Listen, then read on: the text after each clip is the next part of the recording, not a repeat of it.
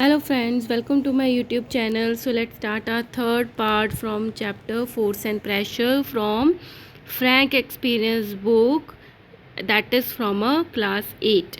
Okay, so force we have done. Let's start with the pressure. ठीक है, pressure अब हम समझेंगे. Often an object exert force on another object by making contact with it. क्या समझते हैं हम? प्रेशर देते हैं तो क्या समझते हैं कि एक ऑब्जेक्ट दूसरे ऑब्जेक्ट पे प्रेशर देता है जब वो उसके कांटेक्ट में आता है. ठीक है, जैसे बलून है, बलून पे प्रेशर कैसे आएगा? या तो उसमें एयर हम डालेंगे तो एयर का प्रेशर पड़ रहा है जब उसके कांटेक्ट में आ रहा है, या बाहर से हम उसको प्रेशर डालेंगे तो कोई ना कोई प्रेशर पड़ने के लिए दो ऑब्जेक्ट के बीच में कांटेक्ट का ज़रूरी है. You may have experienced that a sharp knife is more effective in cutting fruits and vegetable then a blunt knife. आपने देखा होगा किचन में जो चाकू जो है, नाइफ जो है वो शार्प होता है, उससे हम सब्जी या फ्रूट्स होते बहुत इजीली कट कर पाते हैं. बट थोड़ा सा भी जो मोटा हो जाता है जहाँ से हम कटिंग करते हैं तो हम इजीली उसको नहीं कट कर पाते वेजिटेबल्स को. इन case of a blunt knife तो थोड़ा ब्लंट हो गया, थोड़ा मोटा हो गया है, तो उसमें क्या चेंज आया है? The area of the cutting edge is wide. कि जो एरिया कट कर रहा है, जो एज है, जैसे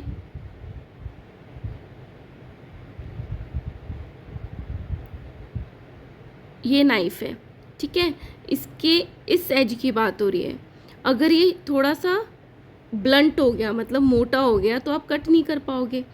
अगर मैं इसको थोड़ा इस तरीके से समझाऊं तो पहले तो जो था उसका जो कांटेक्ट था वो सिर्फ इस तरीके से का था, मतलब कम एरिया कांटेक्ट में आ रहा था फ्रूट और वेजिटेबल के कट करने में. लेकिन जब वो ब्लंट हो गया तो एरिया क्या हो गया? बढ़ गया, क्योंकि वो मोटा हो गया.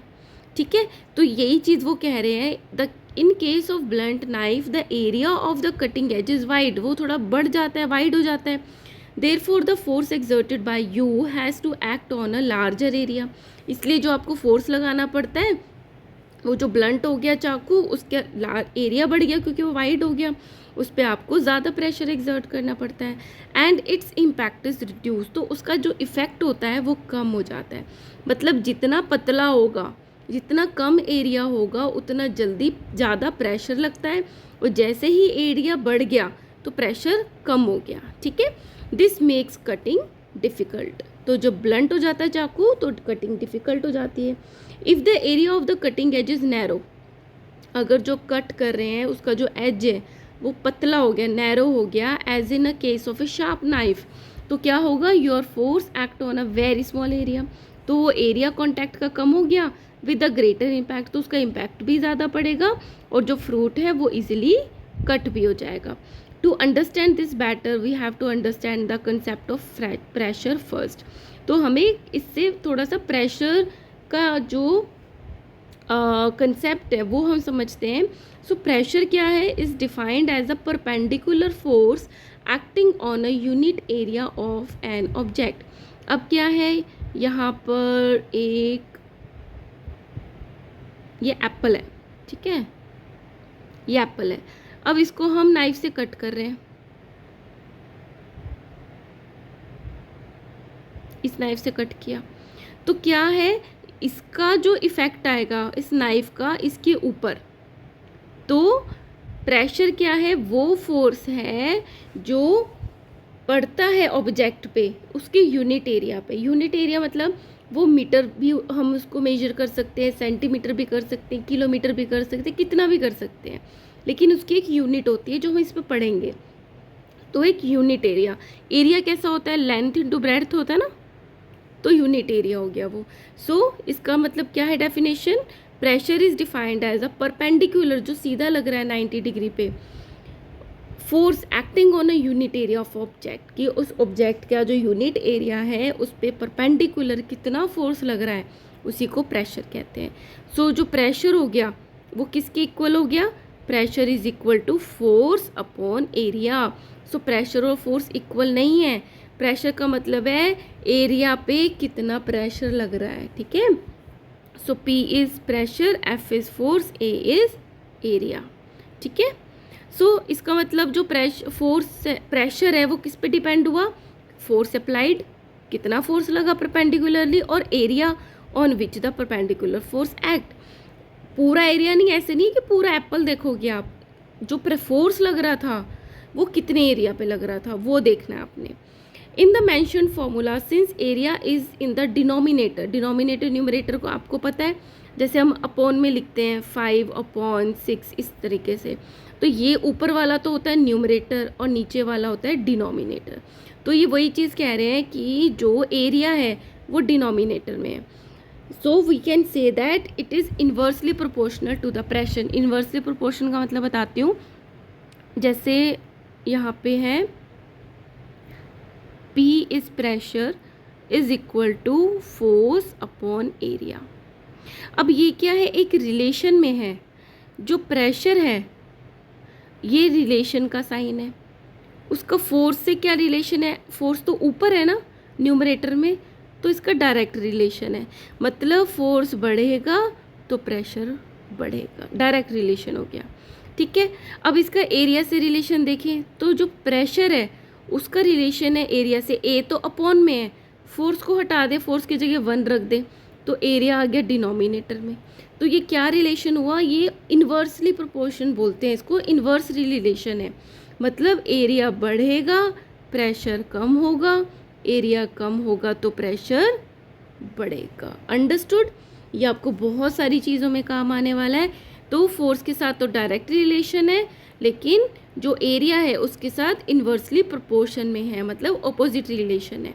एरिया बढ़ा, फोर्स प्रेशर कम हुआ, और एरिया कम हुआ तो प्रेशर बढ़ गया। ठीक है, so in the mentioned formula, since area is in the denominator, we can say that it is inversely proportional to the pressure. It means that the larger the area, smaller will be the pressure produced by the given force. Okay, also smaller the area, larger will be the pressure produced by the same force. So the same force, मतलब force same ही है, area का ही difference आ गया तो pressure change हो गया। So the same force can produce different magnitude of pressure depending upon the area over which it acts. Okay, force अगर हम सेम लगा रहे हैं, कितने न्यूटन का, 4 न्यूटन का हम फोर्स लगा रहे हैं दोनों में, एक में एरिया कम है तो प्रेशर बढ़ जाएगा उसी 4 न्यूटन के फोर्स से, और एरिया अगर ज़्यादा होकर दिया तो उसी 4 न्यूटन से प्रेशर कम हो जाएगा। From the above discussion we can draw the following conclusion. First क्या है, फॉर अ गिवन फोर्स, अगर कोई गिवन फोर्स है मतलब फिक्स्ड फोर्स है, smaller the area of the contact higher the pressure exerted by it. Understood? For a given force larger the area of the contact lesser the pressure exerted by it. For a given area of contact, अगर area fix है तो force बढ़ेगा तो pressure बढ़ेगा, और force कम होगा तो pressure भी कम हो जाएगा। लेकिन इसमें थर्ड में क्या दे रखा है, एरिया सेम दे रखा है। The pressure exerted on the surface increases और डिक्रीजेज विद एन इंक्रीज और decrease in force. Increase force होगा, प्रेशर भी इंक्रीज, फोर्स डिक्रीज तो प्रेशर भी डिक्रीज। अब यूनिट बनाते हैं इसकी प्रेशर की। The standard international unit of the pressure is Newton per metre square. कैसे आया, न्यूटन तो आ गया हमारे फोर्स का, अपॉन एरिया, एरिया होता है लेंथ इंटू ब्रेड्थ, मतलब metre into metre is equal to metre square. तो क्या आ गया, न्यूटन पर मीटर स्क्वायर, ये इसका यूनिट हो गया। और which is also called pascal, और पास्कल को देख के आप ये समझ जाओगे कि अगर 20 पास्कल लिखा है इट मीन्स वो प्रेशर की बात हो रही है। 1 pascal is equal to 1 newton per square metre, simple सी बात है। और 1 PA is equal to 1 newton per metre square. Pascal is a very small unit. अब जब पास्कल की बात करें तो बहुत छोटी सी यूनिट है। So bigger unit of pressure also used called the kilo pascal. So 1 kilo pascal is equal to, kilo का मतलब ही 1000 होता है, 1000 पास्कल और 1000 newton per metre square. Another commonly use unit of the pressure is atmospheric. एक atmospheric pressure भी use होता है, sorry. 1 atmospheric pressure is equal to 76 centimetre of mercury column. कि कितना प्रेशर है तो वो शो करता है, अगर 26 सेंटीमीटर वो चढ़ गया मर्क्यूरी, है ना, तो हम बोलेंगे 1 एटमॉस्फेरिक प्रेशर है। और मिलीमीटर कितने होते हैं सेंटीमीटर में, 10। तो ये इसी तरीके से बना है, 76 centimetre is equal to 1 centimetre में 10 मिलीमीटर होते हैं, तो 76 into 10 is equal to 760 millimetre. ठीक है, तो वो उसके इक्वल मरकरी कॉलम हो गया। ठीक है, okay, let's do this solve numericals जो बुक पेज नंबर 134 में दे रखे हैं। तो उसमें क्वेश्चन है, a normal force of 100 Newton is applied on an object having an area of 4 centimetre square, calculate the pressure. तो इसमें क्या है सॉल्यूशन में कि एक नॉर्मल फोर्स लग रहा है, ये न्यूटन है ना, इससे पता चल रहा है force is equal to 100 newton apply हो रहा है किसी ऑब्जेक्ट पे, जिसका जो सरफेस एरिया है कितने एरिया पे अप्लाई हो रहा है, 4 सेंटीमीटर स्क्वायर पे। तो एरिया गिवन है 4 सेंटीमीटर स्क्वायर, बट आपको इसमें ध्यान रखने का है जो प्रेशर की यूनिट होती है वो न्यूटन पर मीटर स्क्वायर होती है।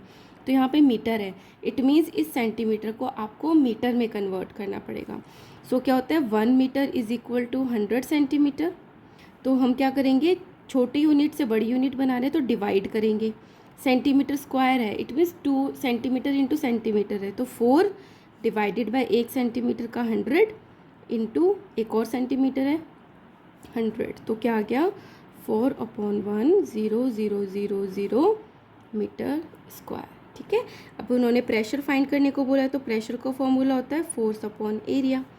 सो pressure is equal to force की वैल्यू है 100, अपॉन का क्या मतलब है, फोर्स डिवाइडेड बाय एरिया। तो इस तरीके से लिख सकते हो, एरिया 1000। ठीक है, अब आपने मैथ्स में इसको सीखा होगा, जब डिवीजन को हम हटाते हैं तो मल्टीप्लाई लगा के ये जो फ्रैक्शन है इसका हम रेसिप्रोकल कर देते हैं, मतलब ऊपर का नीचे, नीचे का ऊपर। सो 10000 अपॉन 4। अब कट करेंगे, 4 1 4, 2 8 हो गया, 25 हो गया। ठीक है, so 25,000 newton per metre square का प्रेशर उस पर लगेगा, उस ऑब्जेक्ट पे। Okay, let's do another sum, that is calculate the pressure exerted on the floor by a boy.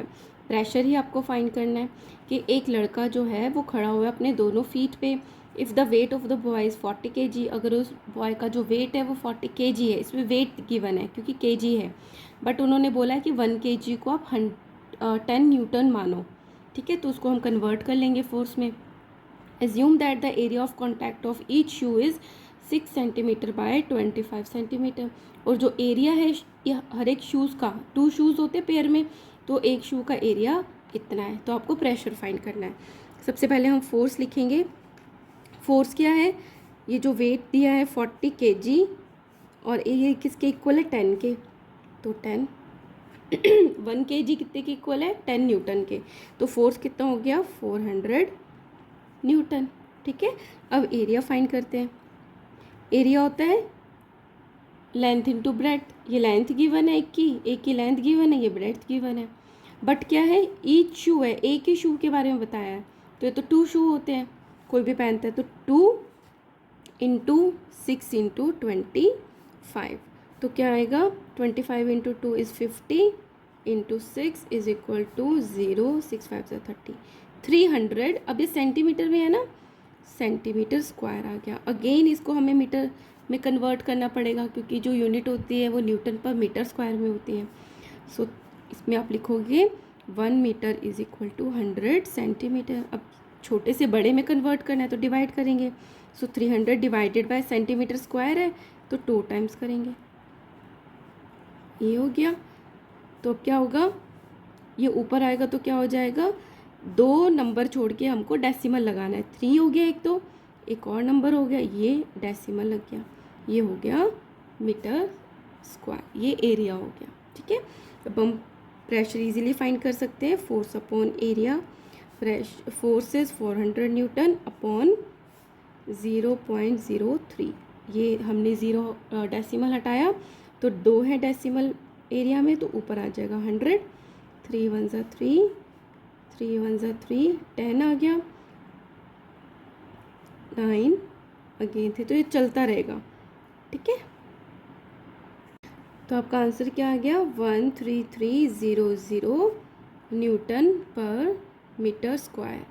और आप इसको और कैसे लिख सकते हो, जैसे 1 2 3 4 है, आप ऐसे भी लिख सकते हो 1.33 इंटू ये 4 नंबर्स है ना, 10⁴, इसको आप सॉल्व करोगे तो भी ये आ जाएगा। 1.33 को 1000 से मल्टीप्लाई करोगे तो भी यही आंसर आएगा। 1.33 को अगर मल्टीप्लाई करोगे तो 13300। ठीक है, तो ये आंसर भी करेक्ट है और ये आंसर भी करेक्ट है। आपको just Newton per metre square लगाना है।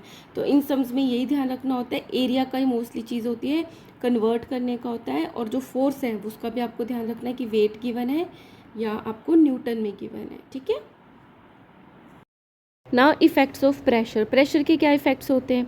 The concept of pressure help us to understand many observations in our daily life. तो डेली लाइफ में हम बहुत सारी चीज़ें होती हैं जिसको हम प्रेशर समझ के कि कैसे प्रेशर है, हम बहुत सारी चीज़ों को समझ सकते हैं। The rear wheels of tractors are broader than when compare to the front wheels. जो ट्रैक्टर होते हैं जिस पे बहुत ज़्यादा वेट जो है वो लोड किया जाता है, तो जो पीछे वाले व्हील्स होते हैं वो थोड़े ब्रॉड होते हैं, चौड़े होते हैं as compare to the front wheels, क्योंकि फ्रंट पे तो इतना वेट नहीं होता। ब्रॉड टायर्स होंगे तो क्या होगा, एरिया ज़्यादा हो गया, एरिया ज़्यादा होगा तो प्रेशर कम हो जाएगा, तो जितना वेट है वो उसको अच्छे से कैरी कर पाएगा। So broad tyres greatly reduce the pressure on the soil and the tractor easily moves through the soft soil of the field. Okay, second is old tools that helps to us to cut and paste such as the knife, saw, needle have the sharp edges। तो जो भी हमें cut करने वाली चीज़ें हैं उसके जो भी टूल्स होते हैं तो उन ये सब जो एग्जांपल्स हैं इनमें सबके शार्प एजेस होते हैं जिससे एरिया कम हो जाता है और इजीली कट हो जाता है। This is because the sharp edges occupy less area as compare to the blunt edges. This makes the tool exert greater pressure with only a small force. थोड़ा सा फोर्स लगाने पे ही हमारा काम हो जाता है। Third, a school bag has a wide strap. जो आप स्कूल बैग लेके जाते हो तो जो आप कंधे पे डालते हो आप देखते हो ब्रॉड स्ट्रैप्स होती हैं और उसमें थिक क्लॉथ भी होता है। तो ब्रॉड हो जाएगा तो क्या होगा, जितनी बुक्स आपने वाटर बॉटल टिफ़िन सब कैरी किया हुआ है उसका प्रेशर कम लगेगा क्योंकि एरिया ज़्यादा हो गया। So that the weight of the bag is distributed over the larger area. This produces less pressure on the shoulder and the child can carry a bag comfortably, क्योंकि बुक्स तो लेके जानी पड़ेंगी स्कूल में, है ना। Next is railway lines are supported by the wooden sleepers underneath. तो आप इसमें देख रहे हो कि जो ये जा रही है लाइंस, इनके बीच में ये वुडन ये रखी हुई हैं स्लीपर्स। तो ये क्यों रखते हैं? The wooden sleepers distribute the pressure over the larger area of the ground. Pressure जो पड़ेगा ट्रेन की वजह से ये इसका एरिया बढ़ा रहे हैं। कहाँ तो ये सिर्फ 2 लंबी लाइन होती वो प्रेशर लेती, अब इन पे भी प्रेशर आ रहा है तो एरिया बढ़ गया तो क्या होगा, प्रेशर कम हो जाएगा। So it ensure that the railway lines do not sink into the ground, क्योंकि ट्रेन चलेगी बहुत हैवी होती है ताकि वो नीचे ना जाए under the pressure of the train. Next is the sledges do not have wheels. जो स्लेजेस क्या होते हैं, जैसे बर्फ़ पे आपने देखा होगा स्लाइड करके आते हैं, तो जो स्लेज होते हैं उन पे तो नीचे कोई व्हील्स नहीं होते, वो तो बिल्कुल फ्लैट होता है। तो फ्लैट होने से क्या होता है, एरिया बढ़ जाता है, तो जो पर्सन उस पर खड़ा हुआ है उसके प्रेशर की वजह से वो उस पर धंसती नहीं है, स्लाइड होके चली जाती है। व्हील्स होंगे वो तो अटक ही जाएंगे स्नो में। So wheels have a smaller area, wheels का तो स्मॉल एरिया होता है of the cross section as compare to the long narrow strip of the wood और मेटल ऑफ द स्लेज। और स्लेज तो पूरा एक फ्लैट होता है। Therefore the wheels would exert high pressure on the snow and sink deep into it। तो wheels का तो बहुत छोटा सा एरिया होता है, छोटे छोटे व्हील्स होते हैं, तो क्या होगा, प्रेशर ज़्यादा लगेगा, वो तो सिंक हो जाएंगे। Next, it is much easier to walk on the soft sand if we have a flat shoes. Flat shoes से भी क्या हो गया, एरिया बढ़ गया, तो हम जो सॉफ्ट सैंड है जो अंदर धंस सकती है उस पर ईजिली चल सकते हैं, इसीलिए कैमल चल पाता है। A flat shoe has a greater area in contact with the soft sand, due to which the pressure on the soft sand is greatly reduced। तो जो प्रेशर है वो कम हो जाता है। So the flat shoes do not sink much in soft sand and one can walk easily। Next is the high rising buildings always have a wide foundations to ensure that they do not sink into the soil। अब क्या है कि जो बहुत ऊंची ऊंची buildings होती हैं तो उसमें क्या होता है, जो नीचे बनता है उनका बेस फाउंडेशन बनती है, नींव रखी जाती है, वो ब्रॉड रखी जाती है ताकि उनका भी जो एरिया है वो ब्रॉड हो जाए, ताकि वो जो बिल्डिंग बनेगी वो ज़्यादा प्रेशर ना दे पाए। ना pressure exerted by the fluids. Fluid से जो फ्लूइड्स होते हैं, जो लिक्विड्स होते हैं, वो भी प्रेशर एक्सर्ट करते हैं। What will happen if you push an inverted empty mug vertically into a bucket of water. या आपने ज़रूर किया होगा कि आपने एम्प्टी ग्लास या मग को पानी में ऐसे डिप किया होगा, मतलब उल्टा करके, खाली मग है उसको आप बकेट में डालोगे तो उसमें एयर होती है। So we notice that the mug resist being pushed down into the water. तो आपने देखा होगा जोर लगाना पड़ता है, वो जो खाली ग्लास या मग है वो अपने आप ऐसे अंदर नहीं चला जाएगा। Similarly if we blow too much air in a balloon, अगर बलून में बहुत ज़्यादा हम उसमें एयर भर देंगे while inflating it, we find that it burst, कि वो फट जाएगा। In all this cases we experience pressure. तो वो क्यों फटा? क्योंकि वो प्रेशर एग्जर्ट कर रहा है, एयर प्रेशर एग्जर्ट करती है। तो liquid and the gases are collectively known as fluids. तो जो लिक्विड है और जो गैसेज है दोनों को हम कलेक्टिवली फ्लूइड बोलते हैं, and they also exert pressure. Pressure exerted by the liquids, all liquids exert pressure on the bottom and the walls of the container in which it was capped. ठीक है, तो जैसे ये बकेट है, तो क्या कह रहे हैं कि इसमें अगर पानी भरा हुआ है तो ये इसकी जो वॉल है बकेट की, इस पे भी प्रेशर एक्सर्ट करेगा और उसके बेस पे भी प्रेशर एक्सर्ट करेगा जिसमें वो भरा हुआ है। So when some liquid is poured into a vessel, the weight of the liquid presses down on the base of the vessel and exert pressure। तो किसी भी वेसल में, मतलब वेसल बोला इन्होंने, कोई भी चीज़ हो सकती है, बाउल है, ग्लास है, ट्यूब है, उसमें कोई भी लिक्विड डालेंगे तो उस लिक्विड का की वजह से उसके बेस पे प्रेशर एक्सर्ट होगा। The pressure exerted by a liquid is given by the formula pressure force is equal to area. ये तो सेम ही है formula. Here the force is the weight of the liquid and area is the area of the base of the vessel. To demonstrate that the pressure exerted by a liquid at the base of the container depend upon the height of the liquid column। तो ये क्या कहना चाह रहे हैं कि कितना pressure लगेगा वो इस पे डिपेंड करता है कि जो ये वेसल है उसमें कितना पानी भरा हुआ है। अगर इस लेवल तक पानी भरा है तो क्या कह रहे हैं कि कम प्रेशर लगेगा।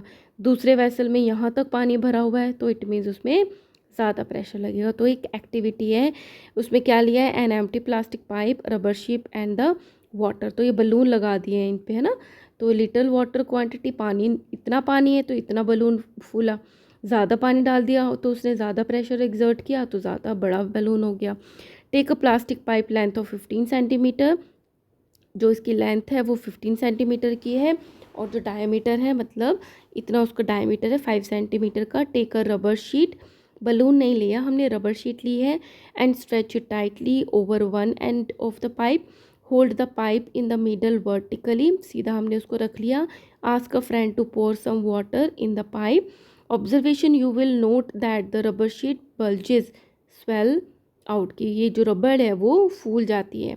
Procedure, make a note of the height of the water column in the pipe. Next pour some more water.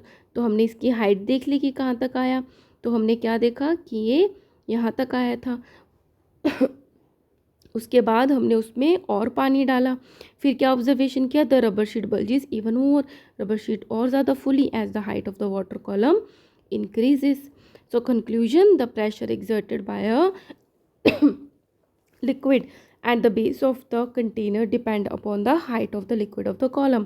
तो इस एक्टिविटी से क्या पता चलता है कि कोई भी वेसल है उसकी बेस पे कितना प्रेशर एग्जर्ट होगा वो डिपेंड करता है कि उसकी वेसल में कितनी हाइट तक लिक्विड जो है वो फिल किया गया है। ठीक है, सो यहाँ पे मैं अब जो ऊपर न्यूमेरिकल्स रह गए थे वो अपलोड करूँगी, and after that I will stop this video. In next video we will start with the next topic. Okay, thank you.